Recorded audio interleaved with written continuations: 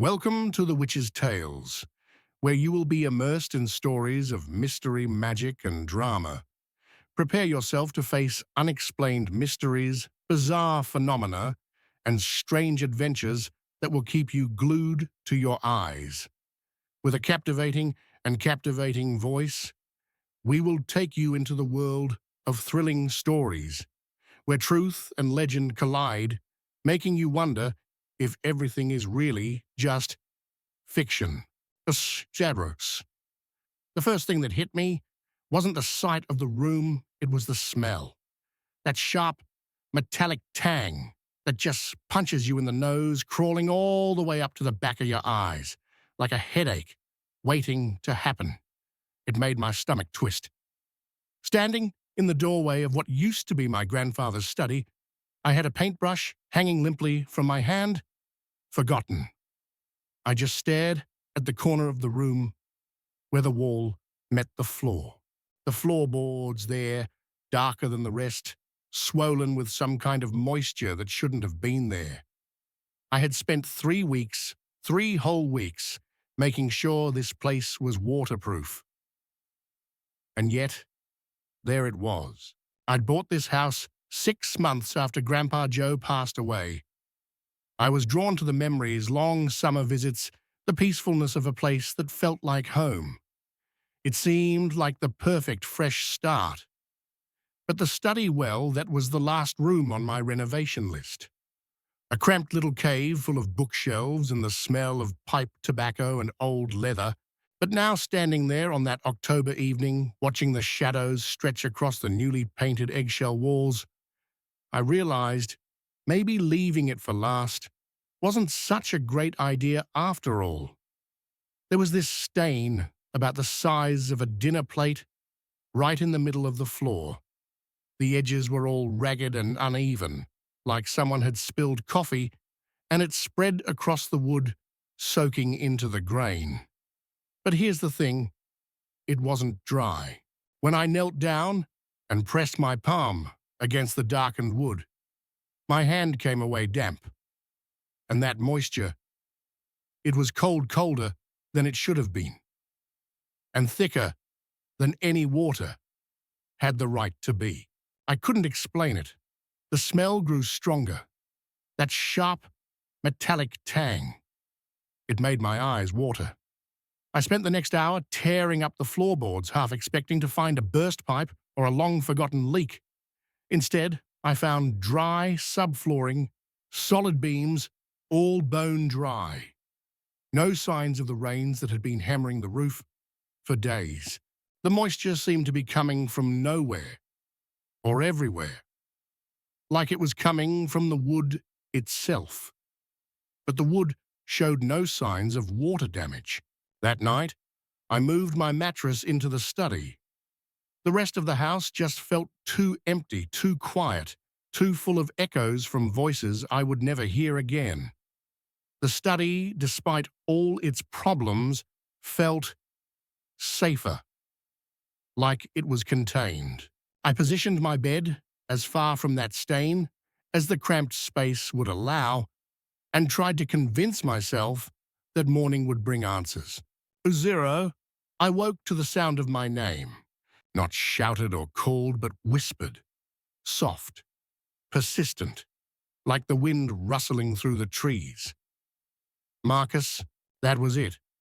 Just my name, spoken so quietly, so gently, I almost thought I imagined it. Maybe it was that in-between space, you know, between sleep and wakefulness, where your mind can play tricks on you. I stayed still, listening to the house settling around me, the creak of the old radiator, the hum of the refrigerator downstairs. But the smell, it was stronger now. That metallic tang filled the room, making my stomach turn. I fumbled for the lamp, and when I switched it on, I saw it. The stain. It had grown. Not a lot, just a few inches in every direction, spreading across the floor like ink on paper. But it was definitely bigger, definitely darker. And when I walked over to it, my legs unsteady, I realized it was still wet. still seeping, thick and cold. Where was it coming from? There was no explanation. 3-0. The next day, I dove into research, foundation issues, calling contractors, pricing dehumidifiers. But the internet offered a dozen logical explanations: condensation, seasonal settling, crawl space, ventilation problems, all plausible. But none of them helped explain why the moisture felt different, why it left a residue on my skin that soap couldn't quite get rid of. That night, the whisper came again, earlier this time. I hadn't even fully settled into sleep when I heard it. Marcus. It was closer now, like it had moved from across the room to right beside my bed. I kept my eyes shut, telling myself it was the house settling. Maybe the pipes expanding and contracting, anything but what it sounded like. But when the whisper came again, I felt it. Breath. Cold, damp breath against my ear. The same metallic tang that had been there before, now even closer. I shot upright, heart pounding. And there, I was alone in the study. The stain had grown again. Now it stretched toward the center of the room, its tendrils following the grain of the wood, like dark veins creeping outward. I grabbed a flashlight and checked every inch of the walls and ceiling, looking for cracks, for leaks, for anything that might explain what was going on. Nothing. The walls were solid, the ceiling untouched. It was only the floor that showed signs of the creeping dampness, as though it was emerging from the wood itself. The Sentinel 49. It was following me. The response came so fast, it sent a chill straight through my spine. Everything stopped. The footsteps, the scratching, the low hum, vibrating through the walls, it all just went silent. The complete absence of sound hit harder than the noise had. It felt like the entire world was holding its breath. Then slowly, methodically, something began tapping on the attic floor beneath me. Tap, tap, tap. 3 deliberate strikes, followed by a pause, and then 3 more. It was a response. I realized that instantly. It was like something up there had heard me and was answering back. The tapping continued for minutes, sometimes in groups of 3, sometimes longer sequences like Morse code. I tried recording, but my hands were shaking so badly that most of the footage came out blurry. The day wore on, and as the sun began to dip, the activity above me intensified. The footsteps resumed now at a frantic pace, and the scratching became so violent that it sounded like claws ripping through wood. But the most unsettling part, the depressions on the roof. At first they were isolated, but now they spread. I watched in morbid fascination as new depressions appeared faster than I could count. It was as if an entire crowd of invisible entities had suddenly materialized in the attic. They were pressing up against the ceiling with terrifying intensity. 39, 01. Then the first shingle cracked. It wasn't big, just a small split about an inch long, but it formed right where one of the depressions had appeared. I watched as it slowly expanded, revealing a gap into the attic below. I expected light to spill out from the opening, but it didn't. Instead, I heard something that made my blood run cold. Breathing. Slow, deep, controlled. The kind of breathing that felt too deliberate, too patient. It was wrong. The rhythm wasn't human. Too slow, too heavy, like something much larger. More cracks appeared as shingles gave way under some invisible force. With each crack, more of that controlled breathing poured out until it felt like an entire congregation of watchers was breathing in unison. The sound was haunting and hypnotic. I felt my own breath match their rhythm without even thinking about it. As darkness closed in, I knew I had to make a choice. The roof was no longer safe, and I could feel my sanity slipping away. But leaving felt impossible. Whatever was in that attic, it had already connected with me. I could feel it, and I knew that walking away would only make it worse. Of 54, I decided to go inside. The front door opened easily. I still had the spare key from when I helped Grandpa move his things. Everything inside was exactly as I remembered from my childhood. The floral wallpaper, the old grandfather clock that hadn't worked in decades, the faint smell of lavender and old books. But something was different. The air felt thick, almost like it was pressing in on me. Even though the house was empty, sounds seemed muffled. I made my way to the attic access.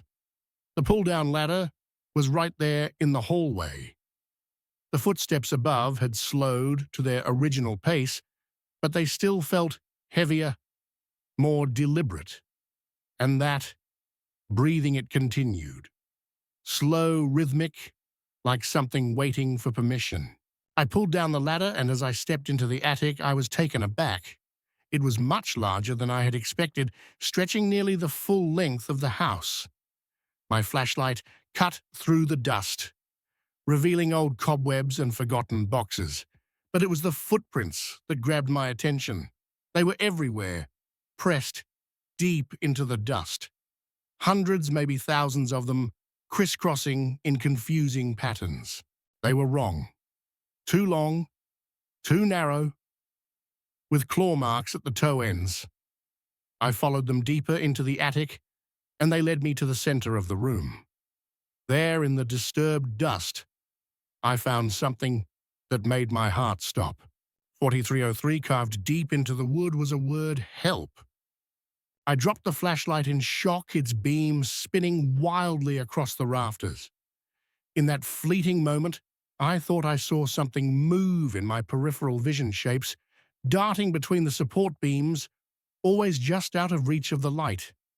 I scrambled to grab the flashlight, but when I pointed it at the spot, nothing was there. But the breathing was louder now. It surrounded me, a chorus of invisible lungs breathing in unison. And then I heard something new, a sound like fabric rustling, as if something large were folding and unfolding wings just above me.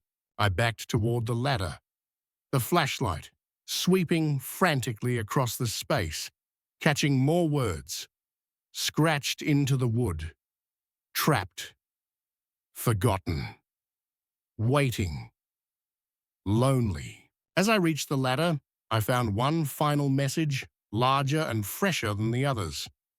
The letters were pale with new wood shavings, as if they'd been carved that very day. Thank you for listening. I fled. I pulled the ladder up behind me, my hands shaking.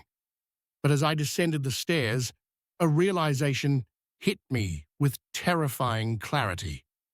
The sounds were following me.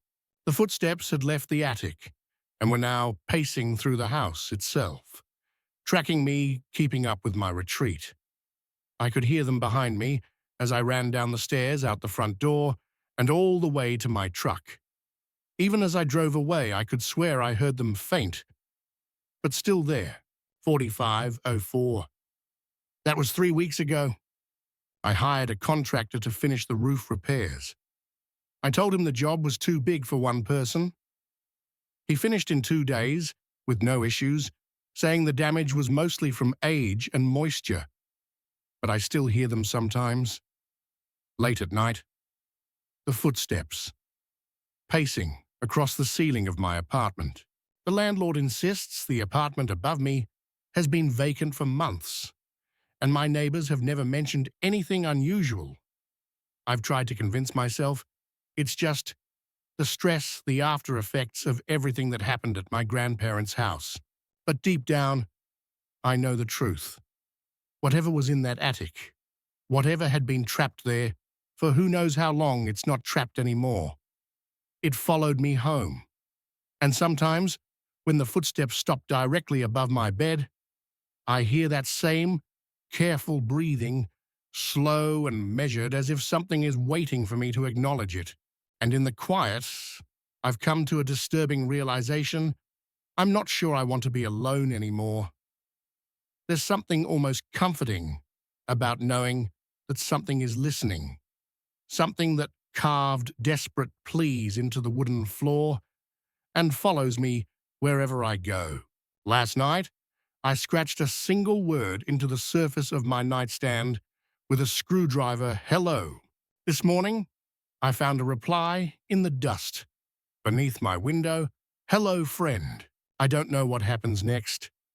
I don't know if what's following me is real, or if I've lost the ability to distinguish between imagination and reality. But one thing is certain, I'm no longer alone.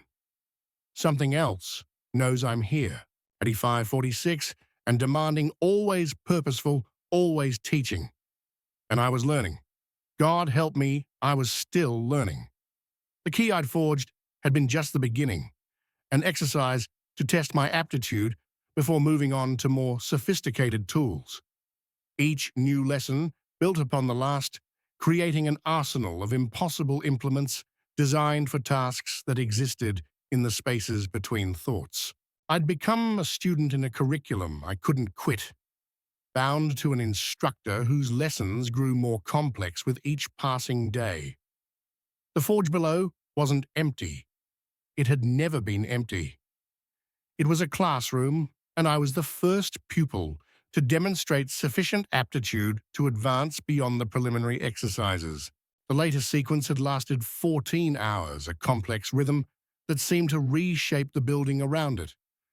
The walls whispered, the windows hummed, and the floorboards sang in harmonies that made my teeth ache. When it finally ended, I found new diagrams in my notebook blueprints for creating something that looked almost like a door, but functioned more like an invitation. Tonight, I'm supposed to attempt the forging. The patterns are clear, the measurements precise, the timing critical. I understand now why previous tenants had lasted only weeks. They'd lacked the patience to complete their education, abandoning their studies before reaching the advanced coursework. But I'm a diligent student. I take excellent notes. I follow instructions with mechanical precision. Somewhere between learning and madness, I've begun to suspect that the hammering isn't coming from below at all. It's coming from above. Someone else lives in this building, someone who moved in after I did, and started the lessons I've been so carefully following. The entity below isn't the teacher. It's another student one who's been here much longer and progressed far beyond my current level. The realization should terrify me, but instead it brings a strange sense of relief. I'm not alone in this education. I'm not the first to be chosen for advanced study. As I prepare for tonight's lesson, hammer in hand, and notebook open to the latest sequence, I can hear footsteps in the apartment above. Measured, deliberate, following a rhythm I'm beginning to recognize. The true teacher has been with me all along, patient and methodical, waiting for me to progress far enough to recognize the source of my instruction. I raise the hammer, ready to begin tonight's exercise in impossible craftsmanship. The footsteps above shift into the familiar pattern of 3 short, 2 long, 1 sharp crack.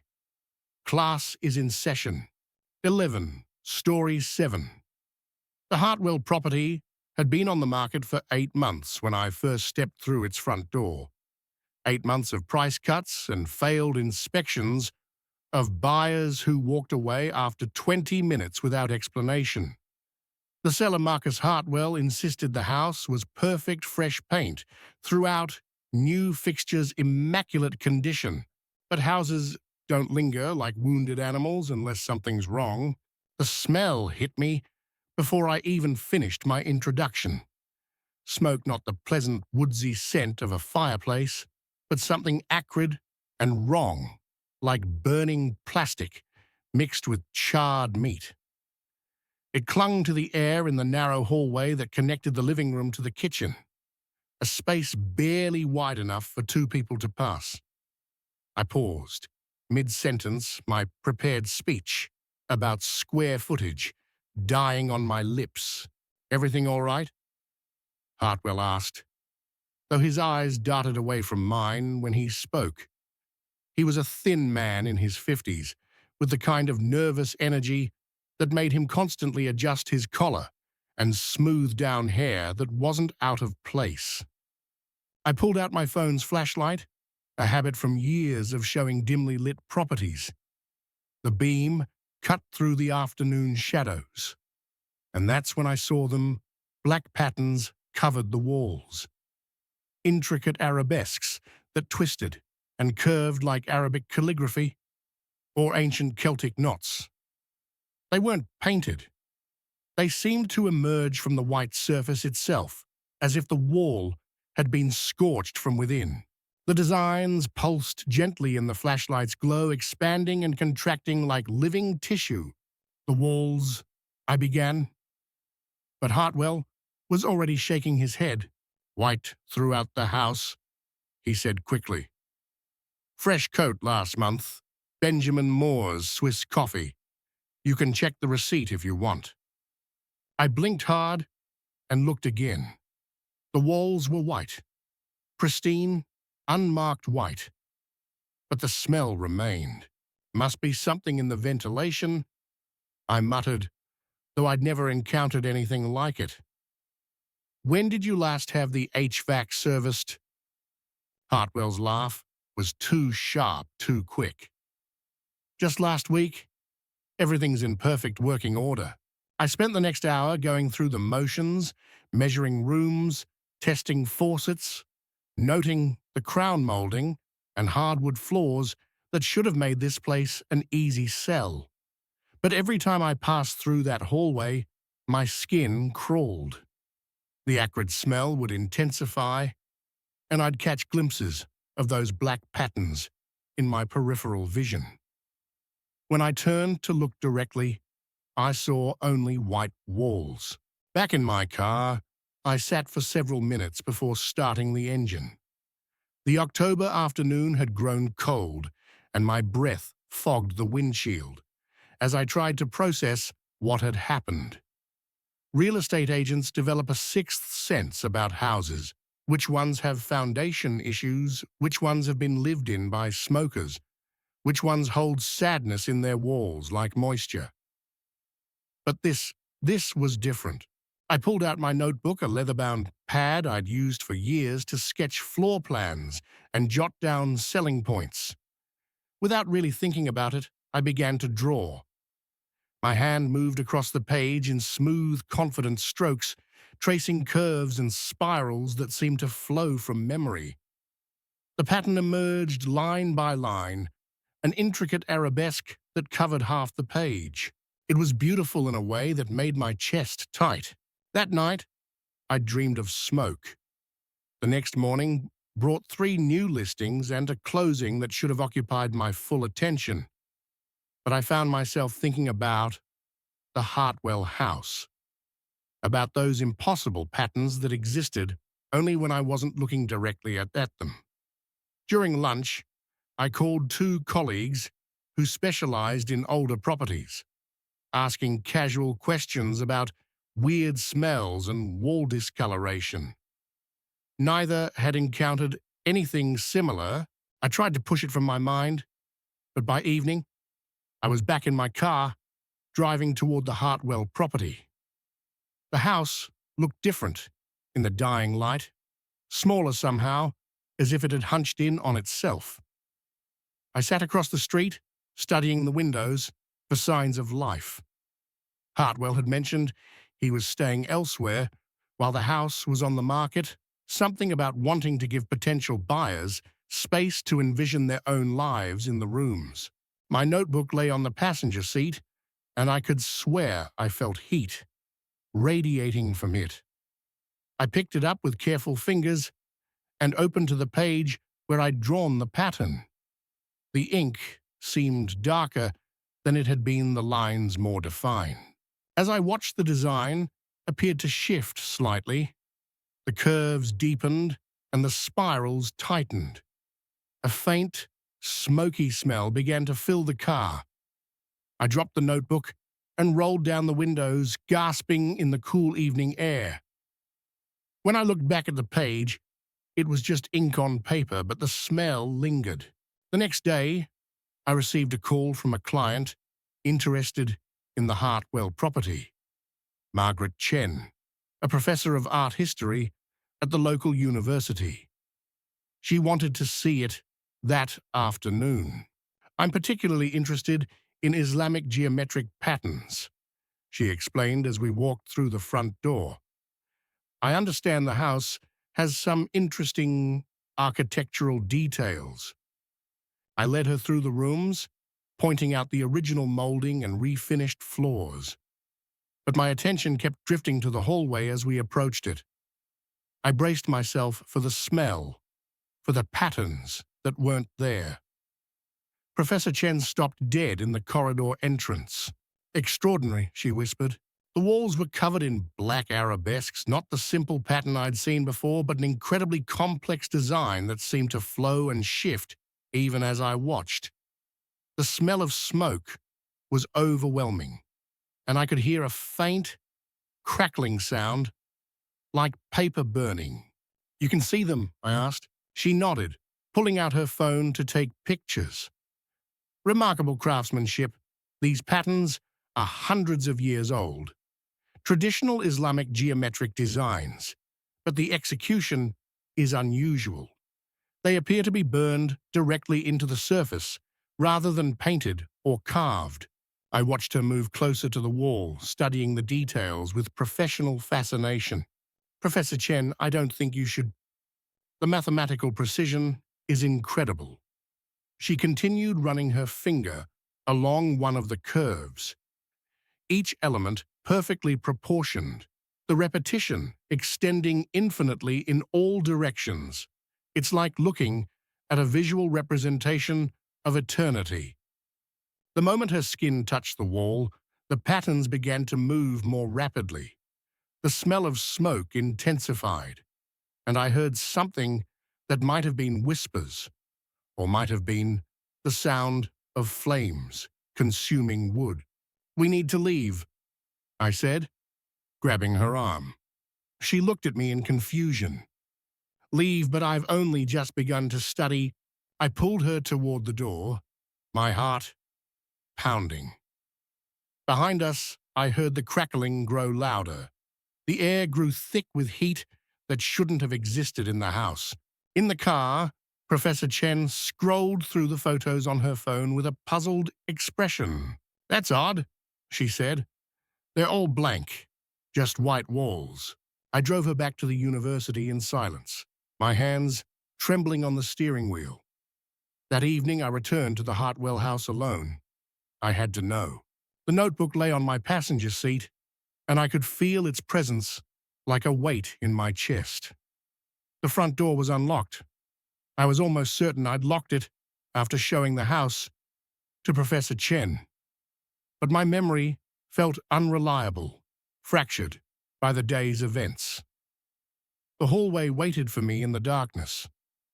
I switched on my flashlight, and the patterns were there immediately, not just covering the walls, now but spreading across the ceiling and down onto the floor. The entire corridor pulsed with black fire, and the smell of smoke was so strong I could taste it. I opened my notebook with shaking hands. The arabesque design had spread across multiple pages, now becoming more and more complex. As I watched, new lines appeared, drawing themselves in ink that seemed to burn as it flowed. The whispers were clearer now, not in English, not any language I recognized, but somehow I understood. They spoke of fire that burned without consuming, of patterns that existed between dimensions of walls, that remembered everything that had ever happened within them. I began to copy the design from the walls into my notebook. My hand moved without conscious direction. Each line I drew made the patterns on the walls glow brighter, made the whispers grow louder. The smoke smell filled my lungs, but I couldn't stop drawing. Hours passed, or maybe minutes. Time felt fluid in that burning corridor. When I finally looked up, dawn light was creeping through the windows. The walls were white again, pristine and innocent. My notebook was full of intricate patterns that seemed to writhe on the page. I closed the book and walked to my car on unsteady legs. That was 3 weeks ago. I haven't returned to the Hartwell house, though I drive past it sometimes and see other real estate agents showing it to new clients. The for sale sign still stands in the front yard, slightly crooked now, as if the earth itself is rejecting it. The notebook sits in my desk drawer at home. I haven't opened it since that night, but I can feel it calling to me, especially in the early hours before dawn, when the world is quiet and the smell of smoke sometimes drifts through my house. Sometimes I think about Professor Chen's words, patterns representing eternity, mathematics made visible, infinity extending in all directions. Sometimes I wonder if the fire in 1987 ever really ended, if it's been burning all this time, in spaces between the walls, in dimensions our eyes can't normally see. And sometimes late at night, when sleep won't come, I think about opening the notebook again, about studying those patterns until I understand their meaning, until I can see the fire that burns without consuming, until I know what the whispers are trying to tell me. The Hartwell house is still for sale. It always will be, but I don't think it's really empty anymore, in isolation alone in my apartment or office, never sharing any details with friends or family. There was no way the voice could know my name. The voice continued, repeating it, in that warped, almost mocking tone. I can see you, I can hear you. Name? I dropped the monitor, the plastic clattering sharply against the floor as I stumbled backward. The power light on the device flickered once, then steadied, glowing a deep, unsettling red. I could hear my name again louder. This time, coming not from the monitor, but as though it were right behind me, breathlessly close. A cold chill washed over me as the floor beneath my feet seemed to pulse, as though it too was alive, breathing with some unseen force. Every hair on the back of my neck stood on end. My hands were frozen, in place, my feet unable to move. Then the whisper came cutting through the panic, soft and deliberate. You've been listening long enough. Now it's time to see. The air grew heavy, thick, with something I couldn't explain. I didn't know if it was the weight of fear or the overwhelming sensation that I was no longer alone in the room. The static from the monitor shifted again, becoming more like a hiss, sharp and oppressive. The device seemed to hum with unnatural energy, vibrating in my hands as I stood frozen in place, eyes locked on the red light. The whispers came once more, but this time they weren't just speaking, they were showing something. Flickers of images flashed in my mind, snapshots I had never witnessed, but somehow knew intimately, faces I didn't recognize, but felt deep within, places I'd never been, but could recall every detail of. It was as if the monitor wasn't just picking up a signal. It was pulling memories, pulling visions, pulling something from beyond my own experience. I reached for the device, again hesitated, and then plugged it back into the wall. The voices surged once more, clear and distinct. The static became a torrent of sounds, lullabies, distorted whispers, and then a final, chilling command. You'll never leave. My heart pounded in my chest as the monitor's power light pulsed in rhythm with my breath. My body shook with an inexplicable force, yet I couldn't tear myself away. The feeling of being watched, no observed, grew suffocating. Then, just as abruptly as it had started, everything fell silent. The hum of the electronics, the presence in the room, the sensation of being trapped, vanished. The power light on the monitor blinked off. I slowly sank to the floor, feeling as though I had just crossed some line, entered a place where rational explanations no longer mattered. My hands trembled as I picked up the monitor again, its power cord now lying loosely on the floor, unplugged on its own. I didn't know how much time had passed. I didn't know if I had imagined the voices, the images, the strange cold that had gripped me. But I knew one thing for sure: I was no longer certain of what was real, and I was no longer in control of what I had started. The monitor, the voice, it had made itself known, and it wasn't going anywhere. I shoved the device back in the storage closet and locked the door. But I couldn't escape the feeling that I had opened something, a channel, a door that I couldn't close. And now I had to live with whatever followed me. The monitor, no longer in my hands, but etched into my consciousness, would wait. It would wait until the next time it called my name, until it was ready to show me what I hadn't yet seen. The tension in these stories builds a sense of dread, playing on themes of unseen forces, objects with other worldly significance, and the erosion of reality itself. Each tale explores the psychological unraveling of the protagonist as they confront phenomena they cannot explain, whether it be strange objects, haunted spaces, or paranormal occurrences that defy the laws of nature. The repeating time increments, inexplicable movements, and growing presence of entities that exist beyond the visible world show how the boundaries between the physical and metaphysical blur, leaving the protagonists unable to escape their grasp. These stories strike at the heart of existential anxiety, wondering whether we're in control of our own perceptions or if something else is silently manipulating our reality.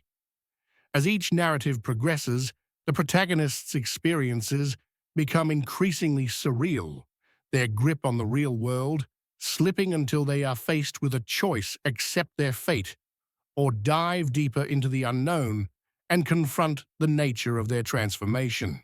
The slow, inexorable approach of these otherworldly forces, whether they be shadow-writing ghosts in photographs or seemingly sentient objects, creates an overwhelming sense of being watched and powerless. The power dynamics between the characters and the entities around them are constantly shifting as each interaction pulls them further into a reality where their actions, choices, and understanding may no longer matter. It becomes clear that their reality is not what it once seemed, and the closer they get to the answers, the more the truth slips further from their grasp. The descriptions of the shadowy writing, the tangible presence of the mud soldier, and the gradual breakdown of the space and time all contribute to an atmosphere where the laws of physics seem increasingly negotiable. What began as curiosity or mere coincidence turns into a spiraling descent into an unknowable world where the price of understanding the truth may be far too high.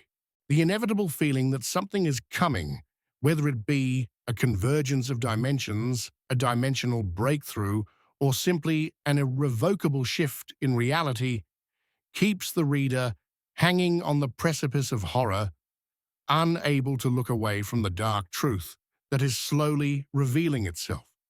The clock ticking down, the inescapable presence of the shadowy forces, and the growing awareness of how little control we have over the world around us leave a haunting mark on the characters.